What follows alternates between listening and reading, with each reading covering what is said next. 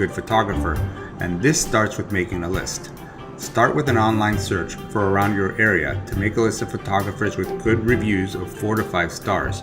Be sure they have a lot of reviews too, not just 1 or 2, and be sure they have reviews on more than just one site, for example on Google, Yelp, and so on. One other thing to consider is distance.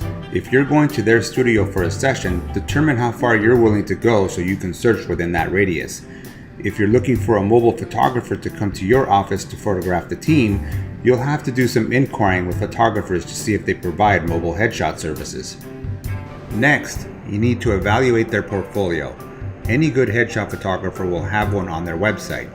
Be sure to do so on a desktop monitor or very high resolution laptop, and not just on your smartphone. On a smartphone, it's easy to make almost any picture look good because the screen is so small. You need to see levels of quality. This is important because ultimately the headshots you get will be used on your own website or for other business reasons, and business people, like potential customers or partners, do most of their work on desktops, where they're likely to see your headshots and their level of quality. By now, you've probably arrived at a short list. Next, you'll also want to get on the phone with them to assess their professionalism. This is particularly important since you're likely going to have the photographer engaging with your senior staff and maybe your boss. Here you can kill 2 birds with 1 stone. Ask them about their process, not just how you ultimately will get the photos, but also about how they set up and what gear they use and why. This way you learn about levels of professionalism while also gauging if they know what they're doing. We should cover a bit more on getting mobile headshots versus you or your team going to a studio. There's a big convenience to having a photographer come to your office. However, there are some advantages to going to the photographer's studio. So if your team is small enough, you might consider this. At a studio, a photographer might have an arsenal of gear. This isn't the case when a photographer brings a mobile studio to you. They obviously have to optimize what they transport to be efficient with time and transport. So, once you see options at a studio, you might change your mind about the background you want, or the style of lighting, and so on. These are flexibilities you might not have with a mobile headshot session. Still, in most cases, the convenience of having a corporate headshot photographer come to you is a winning strategy. It's easier to get everyone on the schedule since in-office headshots can be as little as 5 minutes of someone's time versus the much more time it takes to drive to a studio. So, the shoot is all set and now you need to consider branding.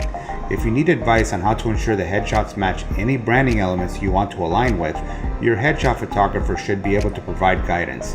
In fact, it might be good to gauge this when you're vetting them.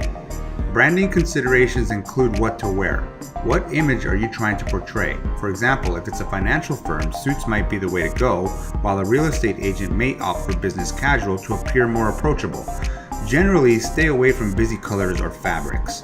So, generally, no bright colors like yellow or orange. Also, try and stay away from plaids and large stripes. The goal is to keep the attention on you, not what you're wearing. Unless you're a fashion designer, of course. As for makeup and jewelry, they're fine too, though generally you want to avoid excess in either. A good rule of thumb is don't do more than what you'd do if you were meeting a client.